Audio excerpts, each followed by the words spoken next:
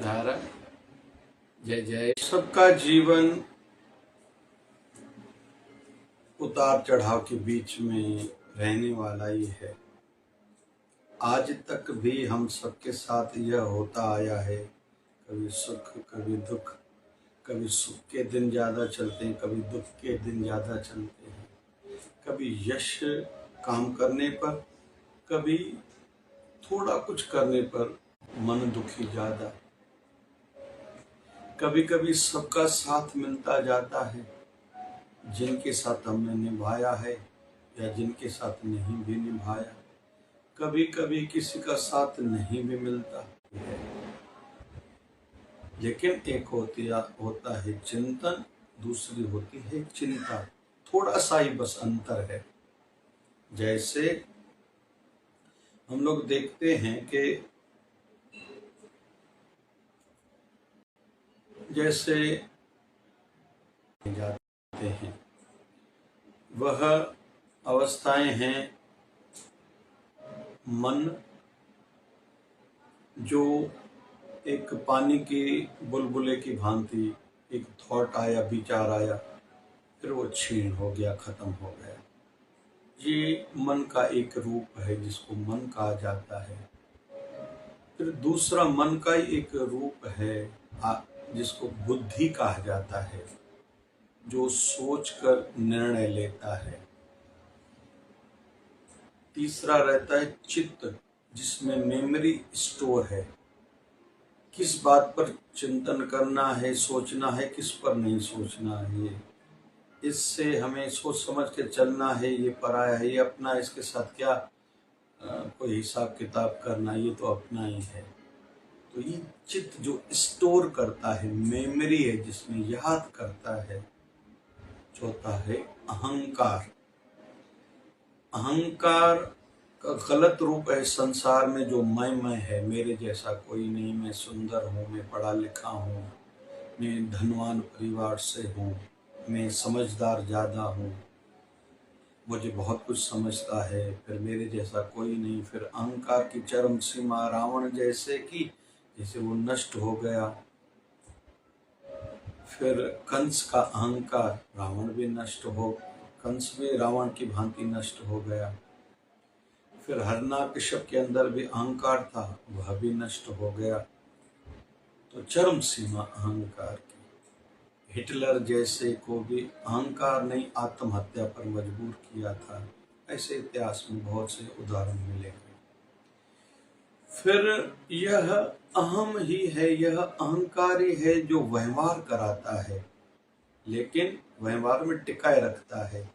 मैं सत्य बोलूं नहीं तो लोग क्या कहेंगे, मतलब नाम पर आंच नहीं आनी चाहिए। मैं अच्छे कपड़े पहनकर जाऊं नहीं तो लोग क्या कहेंगे, मैं ड्यूटी बराबर करूं नहीं तो लोग क्या कहेंगे, बॉस क्या कहेंगे, या घर परिवार में मैं शिष्टाचार अपनाऊं नहीं तो लोग क्या समझेंगे, मेरे लिए क्या सोचेंगे। ये अहम ही है। और आध्यात्मिक दृष्टि से यह खुद भगवान ही है, जो आभास कराता है कि मैं हूँ। जैसे ये मेरा नाक है, ये मेरा कान है, ये मेरा मुंह है, तो मैं कौन हूँ? वह अहम का एक सूक्ष्म भाग है, सुपरलेटिव भाग है। तो ये चार अवस्थाएं, चार रूप मन की ही हैं। वैसे ही चिंतन या चिंता भी ये एक विचार के दो भाग हैं। चिंतन सदैव करना चाहिए। इंसान है तो सोच समझ कर काम करना चाहिए। जो दुख आया है, कोई तकलीफ हुई है, कोई नुकसान हुआ है, चिंतन तो जरूर करना चाहिए। मतलब जो दुख है और क्यों दुख आया, इस पर चिंतन करना चाहिए। फिर मेरा सुख आए, इस पर भी चिंतन करना चाहिए। वैसे मैं संसारी दृष्टि से क्या क्या करूं कि संसार के सुख बढ़े। फिर आध्यात्मिक दृष्टि से पहले तो मेरी वृत्ति क्यों एकाकार नहीं हो रही है, मेरा ध्यान भजन में मन क्यों नहीं लगता है, जो मतलब पास्ट जो हो चुका है। मेरा गुरु चरणों में भाव वैसा क्यों नहीं है, मुझसे सेवा क्यों नहीं होती है, मैं आध्यात्मिकता के लिए बहाने क्यों बनाता हूँ। इस पर चिंतन करना है। फिर आगे मुझे क्या करना चाहिए कि मेरा भक्ति भाव बढ़े, सेवा बढ़े, समर्पण बढ़े, गुरु निष्ठा बढ़े, आध्यात्मिक जीवन हो। यह भी चिंतन के माध्यम से होने वाला है। तो संसारी दुख क्यों आया, उसका निवारण, कारण, फिर निवारण, और सुख क्यों बढ़े, यह चिंतन करना है। आध्यात्मिक, आज तक मेरा मन क्यों नहीं लगा है, मुझ में ऐसा क्या आहार कहीं गलत तो नहीं, मेरा कहीं विचार गलत तो नहीं, मेरा कहीं उच्चार गलत तो नहीं, मेरा कहीं व्यवहार गलत तो नहीं। यह हर किसी को खुद ही चिंतन करना है। दूसरी होती है चिंता। कुछ लोग चिंता करते हैं, अमुक व्यक्ति ने मुझसे बात नहीं करी, किसी ने मेरी कपड़ों की ओर नहीं देखा, किसी ने मेरे घर की वाहवाही नहीं करी, कार की, मोबाइल की, संतान की, मेरे बच्चों ने अच्छे मार्क्स से वाहवाही क्यों नहीं करी, इस पर चिंता करते हैं। या हमारे पास पैसा इतना क्यों नहीं है, चिंता करते हैं। तो चिंता इंसान को डिप्रेस करेगा, निराशा में डालेगा। नेगेटिविटी के कारण हम अच्छा नहीं सोच पाएंगे, आगे नहीं बढ़ पाएंगे, रिलेशन मेंटेन नहीं कर पाएंगे। फिर आध्यात्मिक दृष्टि से चिंता होगी तो हम भगवान को नहीं मानेंगे, भगवान को दूर मानेंगे। भगवान केवल अमीरों का है, कुछ लोगों का, ऐसे थॉट्स आएंगे। लेकिन चिंतन के माध्यम से विचार आएगा, मेरे ही कर्मों का फल ये दुख है, मुझे सिखाने के लिए ही भगवान ने दुख भेजा है। मेरा दुख जो है, मेरे पिछले जन्म के पाप कट रहे हैं, अभी सुख शुरू होगा। चौथा, दुख के कारण से भगवान मुझे संसार की आसक्ति से, मोह से हटा के खुद की ओर बढ़ा रहा है, जोड़ना चाहता है, मुझे अपने पास बुलाना चाहता है। मैं अपने प्रभु का सगा हूँ, इसलिए वो प्रभु लीला कर रहा है। और शायद इसी जन्म में भले मैं ज़्यादा पुण्य कर्म करता हूँ, सिमरन साधना करता हूँ, धर्म कर्म व्रत नियम दान पुण्य तीर्थ करता हूँ, सबकी मेरे साथ आशीर्वाद हैं, लेकिन फिर भी दुख इसलिए है कि भगवान इसी जन्म में पुराने कर्म काट के मुझे शायद मोक्ष गति देगा।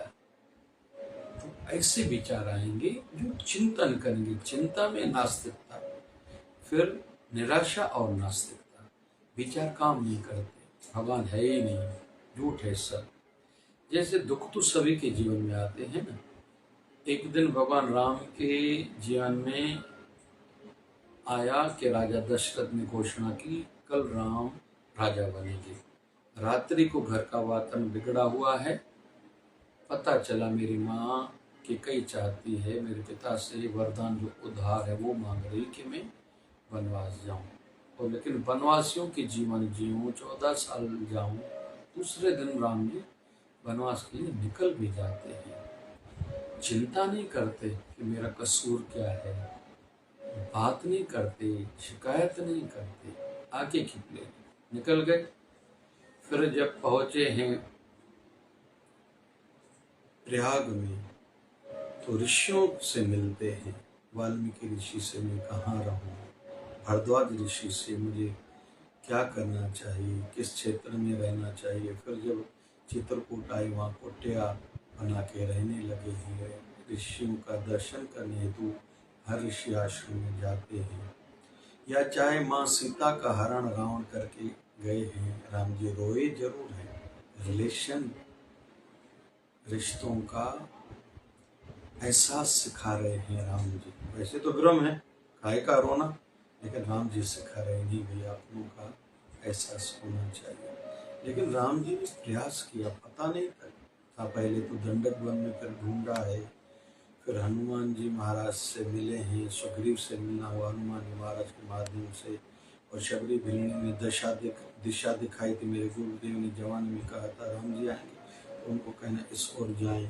तो हनुमान जी महाराज मिले, हनुमान जी महाराज ने कंधों पर राम और लक्ष्मण को उठाया, सुग्रीव से मिलन कराया। फिर खोज की गई है हनुमान जी महाराज के माध्यम से। फिर राम सेतु पुल बनाई गई। फिर लंका पहुँचे हैं, विभीषण आदि का फिर साथ मिला है। और रावण का वध किया है, माँ सीता को छुड़ाया है। तो राम जी चिंतित नहीं हुए, चिंताग्रस्त नहीं हुए, आगे बढ़े हैं। फिर भले लौट के आए, 11,000 सालों तक राज्य चलाया है। तो कहते हैं राम जी के राज्य में लगभग कोई केस दर्ज नहीं हुआ था, मतलब कोई ऐसी घटना नहीं घटी कि जिसका ज्यादा उल्लेख हो। तो कुल मिला के सुख और दुख सबके जीवन में भगवान श्री राम की भांति आएंगे ही। अभी हमें चिंतन ये करना है कि आगे में संतुलित कैसे रहूं। जैसे स्वास्थ्य की दृष्टि से परहेज करो, व्यायाम करो, कुछ दिन बद परहेजी ज्यादा हुई है तो कुछ दिन बहुत परहेज करो, कुछ दिन ज्यादा बोला है तो कुछ दिन थोड़ा मौन रहने का प्रयास करो, कुछ दिन बाहर मुक्ता बढ़ी है आध्यात्मिक यात्रियों की तो कुछ दिन अंतर्मुखी हो जाओ। हफ्ते में एक आधा दिन ऐसा हो कि ज़्यादा समय एकांत में रहें, महीने में तो पूरा दिन ऐसा बीतना चाहिए। या माया का प्रभाव मन पर बढ़ गया है तो सत्संग, कथा, गुरु शरण, गुरु स्थान पर जाना, फिर वहाँ व्यवहार की बात न करना न सुनना, यह सुख के दिनों में करना पड़ता है। और कुछ नियम कठोर बनाना, पूजा में कोई कंप्रोमाइज नहीं, ध्यान में कोई कंप्रोमाइज नहीं, भजन मतलब भजन, फिर सत्संग कथा को पूरा महत्व देना, इम्पोर्टेंस देना, यह हर किसी को खुद ही करना पड़ता है और करना चाहिए। तो चिंता नहीं करनी, चिंतन करना है। चर्चा भी थोड़ी बहुत करें अपने सीनियर्स से जो आध्यात्मिकता में हमसे आगे हैं, संसार में जो हमसे आगे हैं, कोलीग्स हैं हमारे क्षेत्र में, हम लोग स्टूडेंट हैं हमसे जो होशियार हैं, या धंधे में जो हमसे आगे हैं, घर परिवार में जिनको घर चलाना आता है, जिन माताओं ने फिर घर का प्यार आशीर्वाद ज़्यादा पाया है, उनसे माताएं सीखें। हर कोई अपने सीनियर्स से, अपने क्षेत्र, अपनी फील्ड के सीनियर से सीखे और ऐसा ज़रूरी है। तो थोड़ी बहुत चर्चा भी हो, गुरु सत्संग खूब सुने। आजकल अच्छा युग है यूट्यूब का, फेसबुक का, इससे पूरा लाभ है कि हम लोग थोड़ी चर्चाएं सुने, चर्चाएं करें, चिंतन करें गुरु के ज्ञान के पॉइंट्स के आधार पर, ना कि दुनियादारी के पॉइंट्स के आधार पर। और साथ साथ में बड़ों से थोड़ा पूछें, उनके सानिध्य में रहें, संत शरण में जाएं, वहाँ रहें।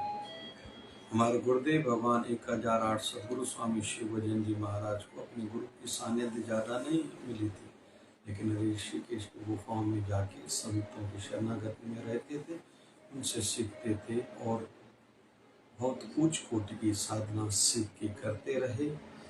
और उनका लाभ केवल उनको नहीं और कई को मिला है।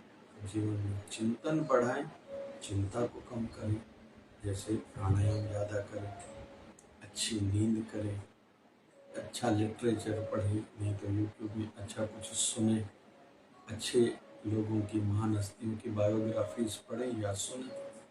इस माध्यम से हम चिंतन को स्ट्रांग बढ़ाएं, बनाएं, ना कि चिंता। जय जय शिवधारा, जय जय शिवधारा।